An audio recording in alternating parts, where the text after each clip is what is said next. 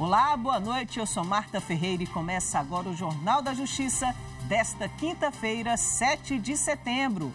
Supremo declara a inconstitucionalidade de dispositivo da Lei dos Cartórios que exige apenas prova de títulos nos concursos de remoção em atividade notarial e de registro. Este é um dos destaques de hoje e você acompanha também nesta edição. Ministro Luiz Fux, do STF, suspende decisão que proibia repórter fotográfico de cobrir a CPMI do 8 de janeiro. Presidente do Supremo participa de desfile cívico do 7 de setembro em Brasília. E ainda, Tribunal de Justiça do Rio Grande do Sul promove oficina de linguagem simples para incentivar o uso de comunicação direta e de fácil entendimento ao público.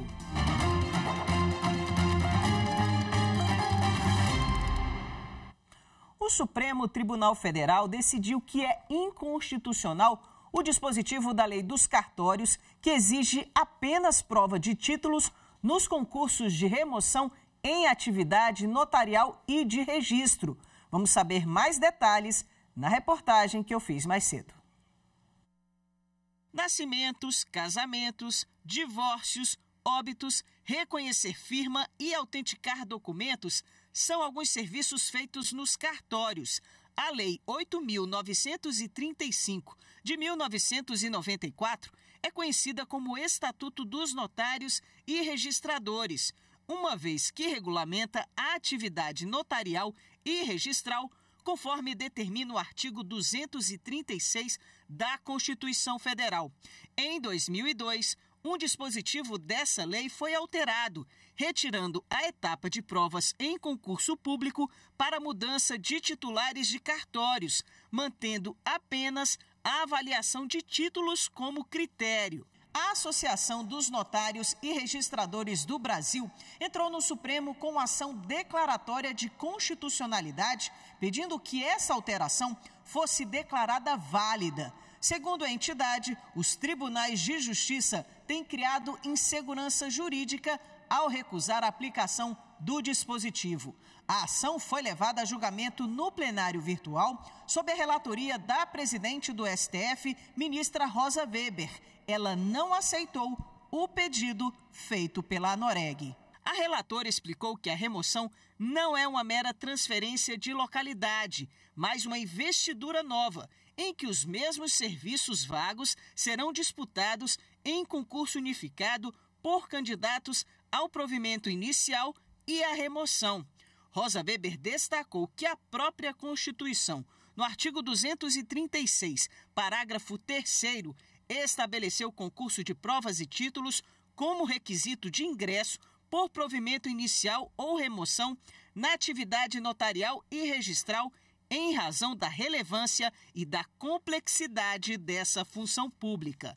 Por fim, ela lembrou que tanto a jurisprudência do STF quanto uma resolução do Conselho Nacional de Justiça estão alinhadas com essa diretriz. Assim, ela votou pela inconstitucionalidade do dispositivo. O plenário seguiu o entendimento da relatora. Por razões de segurança jurídica, foi estabelecida a validade das remoções realizadas com base na norma declarada inconstitucional quando precedidas de concursos públicos, exclusivamente de títulos iniciados e concluídos com a publicação da relação dos aprovados no período entre a entrada em vigor da Lei de 2002 e a edição da Resolução do CNJ em 2009. E foi suspensa uma decisão que proibiu um repórter fotográfico de cobrir a CPMI do 8 de janeiro. O profissional havia sido descredenciado após registrar conversas no celular de um senador. As informações com o repórter Pablo Lemos. O ministro Luiz Fux, do Supremo Tribunal Federal, deferiu liminar no mandado de segurança para assegurar ao repórter fotográfico Luiz de Araújo Marques Filho, conhecido como Lula Marques, o livre acesso às sessões da Comissão Parlamentar Mista de Inquérito, a CPMI do 8 de janeiro.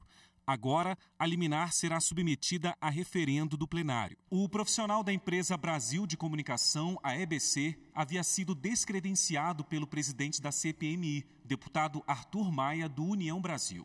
A decisão foi tomada após Lula Marques fotografar e divulgar em rede social imagem da tela do celular do senador Jorge Sey, do PL de Santa Catarina, em que mostrava uma conversa particular dele. No mandado de segurança ao Supremo, a defesa de Lula Marques argumentou que ele é jornalista e fotógrafo no Congresso Nacional há 40 anos e que nesse período ele nunca sofreu ação semelhante. Segundo os advogados, o descredenciamento viola a liberdade de expressão, de imprensa e de exercício de atividade profissional. Numa análise preliminar do caso, o ministro Luiz Fux considerou o ato do presidente da CPMI desproporcional à conduta do repórter fotográfico, que deve exercer plenamente a profissão e as liberdades inerentes ao Estado democrático de direito.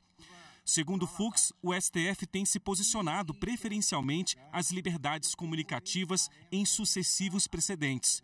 No entanto, ressaltou que a violação do sigilo do fluxo de comunicações pela internet, sem autorização do usuário ou de autoridade judicial, é proibida pelo Marco Civil da Internet. Também lembrou que o livre exercício da profissão não afasta a responsabilidade civil, penal e administrativa de Lula Marques por atos ilícitos que eventualmente tenha praticado. A presidente do Supremo Tribunal Federal, ministra Rosa Weber, participou hoje do desfile de 7 de setembro em Brasília. A parada cívico-militar reuniu quase 30 mil pessoas na esplanada dos ministérios. Repórter Amanda Mustafa. Céu de brigadeiro na capital federal para o tradicional desfile cívico-militar na esplanada dos ministérios. O evento marca a comemoração à independência no Brasil e reúne autoridades como ministros, representantes das Forças Armadas e chefes de poderes. A presidente do Supremo Tribunal Federal, ministra Rosa Weber, acompanhou a cerimônia na tribuna de honra, ao lado do presidente Lula e do presidente do Congresso Nacional, Rodrigo Pacheco.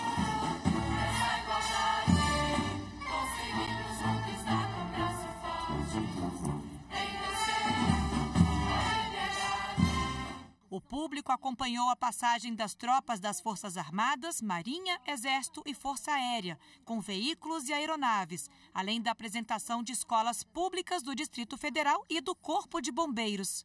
Este é o primeiro 7 de setembro do novo governo. A ideia do Executivo nesta celebração é ressaltar a união nacional, a democracia e a relação institucional entre o Poder Civil e as Forças Armadas. 4 eixos temáticos marcaram o desfile: paz e soberania, ciência e tecnologia, saúde e vacinação e a defesa da Amazônia. A apresentação da Esquadrilha da Fumaça, com acrobacias aéreas, encerrou o desfile.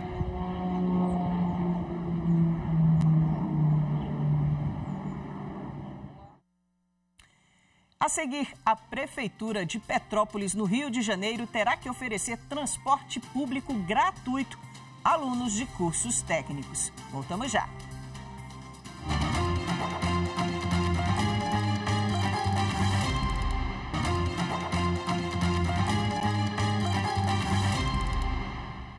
Após recomendação do Ministério Público Federal, a Prefeitura de Petrópolis, no Rio de Janeiro, garantiu gratuidade no transporte público aos alunos de cursos técnicos. Repórter Érica Picelli. O Ministério Público Federal identificou que as empresas Cidade Real e Turbi estavam negando o transporte gratuito aos alunos do ensino médio técnico do Centro Federal de Educação Tecnológica em Petrópolis, no Rio de Janeiro, e descumprindo assim a legislação estadual, que assegura no Rio de Janeiro a gratuidade de transporte intermunicipal para os estudantes de ensino médio da Rede Federal de Ensino. Diante da situação, o MPF enviou uma recomendação às empresas que corrigiram a irregularidade na cobrança. Com o cumprimento da recomendação, todas as empresas de transporte público coletivo da cidade passaram a transportar os alunos do curso técnico do Cefet de forma gratuita. O Superior Tribunal de Justiça entendeu que uma associação de proteção veicular pode ser responsabilizada em ação que busca o pagamento de seguro. A repórter Kátia Gomes tem as informações. Uma consumidora de seguro automotivo coletivo ajuizou a ação contra a Associação de Proteção Veicular e a seguradora para obter indenização securitária e reparação moral por causa de acidente com perda total do veículo segurado. O Tribunal de Justiça de Minas Gerais condenou as demandadas a pagarem a indenização securitária, além de R$ 6 mil por danos morais. No recurso especial ao STJ, a associação alegou que agiu como mera intermediária na formalização da apólice coletiva e, por isso, não poderia figurar no polo passivo da ação proposta pela segurada. Sustentou também que o estipulante não pode ser condenado solidariamente porque a responsabilidade de pagar os prejuízos do sinistro é exclusiva da seguradora. A terceira turma do STJ negou o provimento ao recurso especial da associação e manteve o acórdão. Para o relator, ministro Ricardo Vilas Boas Cueva, foi demonstrado que o estipulante não cumpriu adequadamente as obrigações, pois era o responsável por intermediar a contratação da apólice entre os associados, mas não diligenciou sobre o correto momento em que entraria em vigência o seguro da autora da ação. A terceira turma do Superior Tribunal de Justiça decidiu que a cópia do título executivo é um documento suficiente para iniciar uma ação monitória. Repórter Jéssica Castro. Ao dar provimento ao recurso especial de um banco, a terceira turma, por unanimidade, entendeu que mesmo a ação monitória sendo instruída com título de crédito sujeito à circulação, é possível a instrução do procedimento com a apresentação da cópia, desde que não tenha havido efetiva circulação do título, ou seja, no caso de o autor da ação estar com a sua posse. O banco ajuizou a ação monitória contra uma empresa de cosmético e seus avalistas para exigir o pagamento de uma cédula de crédito industrial. O juízo de primeiro grau julgou o pedido procedente, constituindo o título executivo judicial no valor de R$ 410 mil. O Tribunal de Justiça do Distrito Federal e dos Territórios deu provimento à apelação para extinguir o processo sem resolução do mérito devido à falta da versão original do título de crédito industrial. No STJ, a relatora do recurso especial, ministra Nancy Andrighi, destacou que os dispositivos legais que regulam a matéria não fazem qualquer exigência acerca da originalidade da prova, limitando-se a exigir a forma escrita. A terceira turma estabeleceu que caberá ao réu impugnar, por meio dos embargos, a idoneidade da prova escrita, comprovando ou apresentando indícios fundamentados a respeito da circulação do título, ou seja, de que o autor não é mais o verdadeiro credor. Realidades vividas pelas pessoas em situação de rua foram debatidas pelo Judiciário de Mato Grosso. Cili Silva conta como foi o evento. Conhecer a realidade do outro é um dos primeiros passos para estabelecer um diálogo e uma relação de confiança entre duas partes. E foi com esse entendimento que o Tribunal de Justiça de Mato Grosso, por meio da Escola Superior da Magistratura, realizou o segundo encontro Humanizare, Justiça e Alteridade, com foco nas vivências das pessoas em situação de rua, seus riscos e suas estratégias de sobrevivência. Pesquisador do tema, tendo inclusive se colocado na posição de pessoa em situação de rua durante 4 meses, o professor doutor Juliano Batista dos Santos destacou a necessidade de parcerias para conseguir alcançar esse público. É necessário e indispensável o judiciário se aproximar tanto do executivo do estado quanto do executivo dos municípios para a gente ter uma maior precisão dos dados, estatística, perfil de população de rua. E isso, a partir desses números, a gente consegue pensar melhor o que podemos fazer. E uma das formas de acessar as pessoas em situação de rua é, sem dúvida, parceria com o projeto solidário. E ressalto, novamente, a vantagem dos projetos solidários é que as pessoas fazem isso para ajudar, não existe custo nenhum. Segundo o professor, essas parcerias podem ajudar o judiciário a se aproximar dessa parcela da população, que muitas vezes se mostra avessa e desconfiada. É indispensável as pessoas que estão em situação de rua perceberem que o judiciário existe para ajudar também. E isso é importante porque eles ficam desconfiados. porque muitos têm passagem pela polícia, muitos são ex-detentos e sempre que remete o termo judiciário ele pensa coisas ruins. Então é necessário desconstruir esse paradigma para que essas pessoas entendam que os magistrados também podem auxiliar e fazer da vida dessas pessoas uma vida melhor. De acordo com a presidente do Tribunal de Justiça de Mato Grosso, que participou de maneira remota do encontro, e da diretora da SMAGES, o tema escolhido para o debate atende a princípios estipulados pela atual gestão do tribunal, pelo Conselho Nacional de Justiça e pela própria Constituição Federal.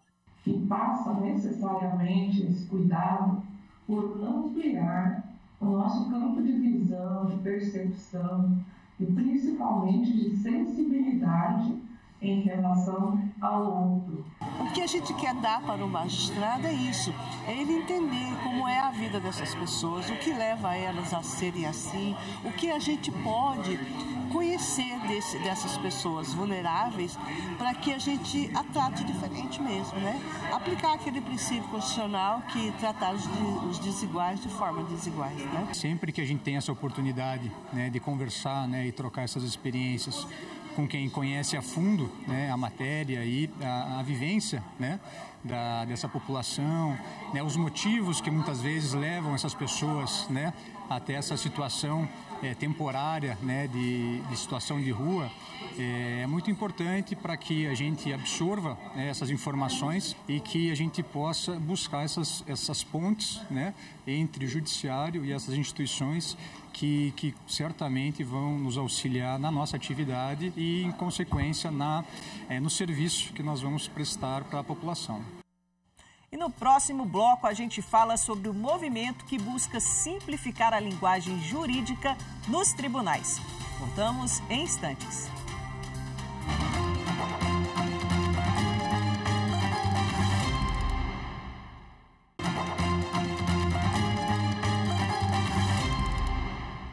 O Tribunal de Justiça de Alagoas renovou a parceria com a Associação Empresarial do Núcleo Industrial Bernardo Oiticica para garantir a oferta de trabalho a pessoas que estão no sistema prisional do Estado. Repórter André Risco. O presidente Fernando Tourinho assinou a renovação por mais 4 anos do convênio que garante aos apenados a oportunidade de trabalhar nas empresas que compõem o Núcleo Industrial Bernardo Oiticica. Nós estamos oportunizando que os apenados possam trabalhar durante o período que estejam presos. Isso vai, na verdade, dando autoestima para o apenado para que ele possa sair melhor do que quando entrou.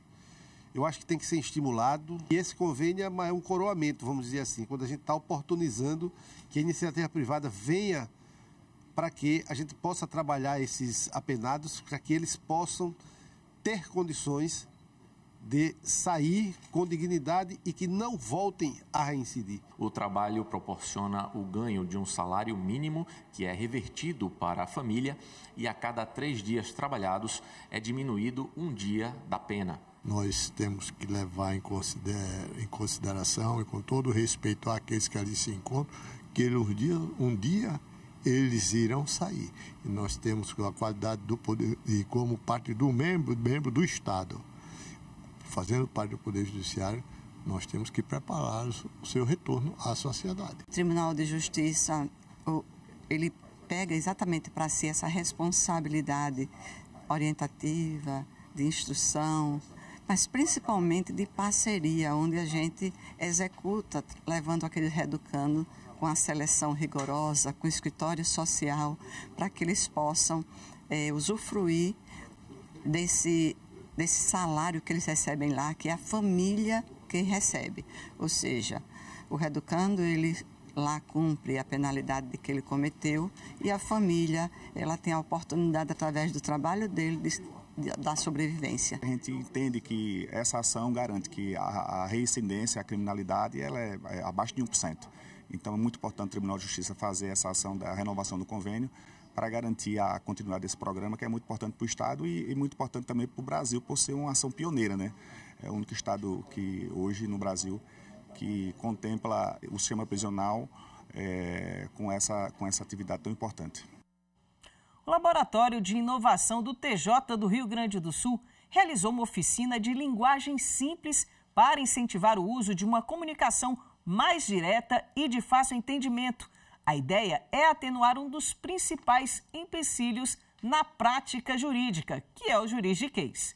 Confira na reportagem de Matheus Beck. Por que falar assim? Exordial. Mandamos consoante. Se podemos dizer o mesmo falando inicial. Mandado de segurança. Como conforme, como o próprio como. Um movimento por uma linguagem simples no judiciário é nacional.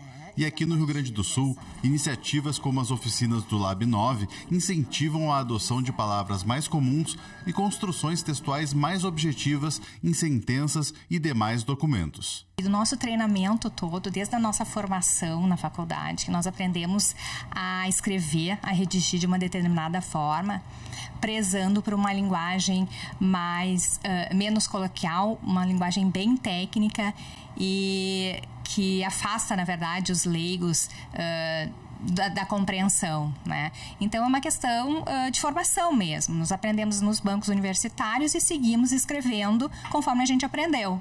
O que nós estamos incentivando é o uso das palavras que são empregadas na lei, né?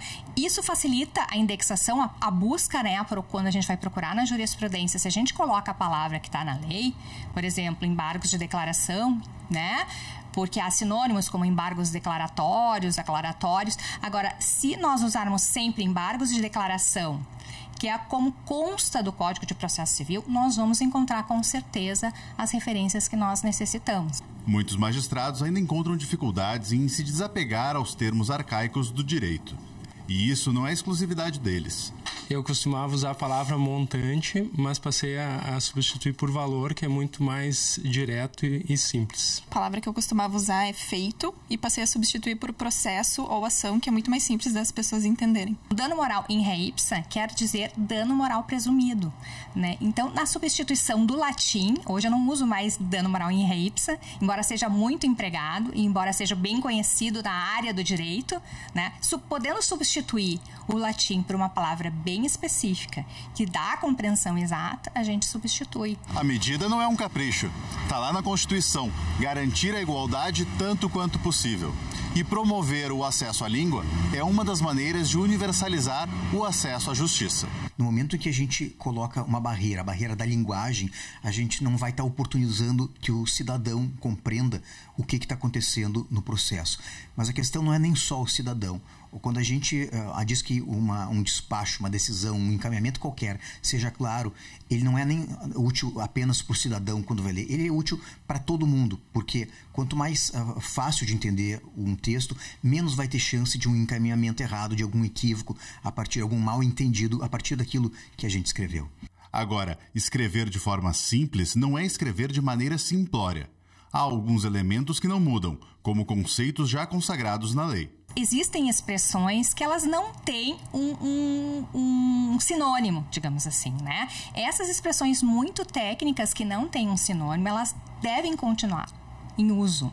Porém, elas devem ser explicadas, né? Quando o público-alvo não tem a noção e nem a possibilidade de compreensão. Se eu estou lendo uma sentença e essa sentença passa de um juiz para outro, são dois especialistas lendo um texto jurídico que vão compreender, não é? Não é essa a questão. A questão é a gente conhecer qual é o nosso público.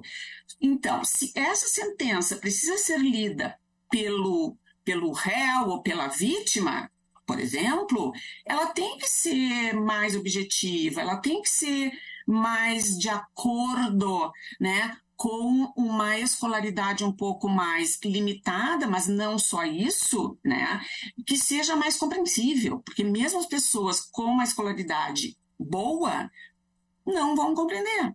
Quer ver um exemplo? A professora Heloísa pesquisou uma frase encontrada somente no contexto jurídico e adaptou os termos para facilitar o entendimento. Existe uma frase que diz assim: no mérito, a análise do cotejo probatório carreado aos autos conduz à improcedência do pedido articulado na peça preambular. Eu posso entender as palavras até separadamente, mas o contexto exato eu não sei dizer, eu não sabia dizer. Então, o que quer dizer? O cotejo probatório, né? As provas, né? carreado, então trazidos aos autos, carreado aos autos, trazidos ao processo, que seria simplificar, né? Do pedido articulado na peça preambular, no pedido inicial. O Tribunal de Justiça disponibiliza o guia de linguagem simples para facilitar a compreensão dos atos e das decisões da Justiça Gaúcha por todos. Mas a coisa ela é uma mais complexa e maior do que simplesmente trocar palavras difíceis por fáceis ou não usar o latim, usar o português. A coisa vai assim desde a organização do texto, né? Como é de eu colocar títulos, subtítulos, passa por usar palavras mais conhecidas, passa por usar frases mais curtas. Veja que não é nada do outro mundo, eu não preciso ser um profundo conhecedor da língua portuguesa, mas no momento que eu consigo começar a aplicar algumas dessas diretrizes, eu consigo facilitar a vida do meu leitor. A gente não defende que as expressões técnicas sejam eliminadas. A gente, quando bem técnicas e quando não existe um sinônimo, né? Elas devem ser empregadas na função técnica e devem ser explicadas. Esta edição do Jornal da Justiça fica por aqui. Obrigada pela companhia e até a próxima.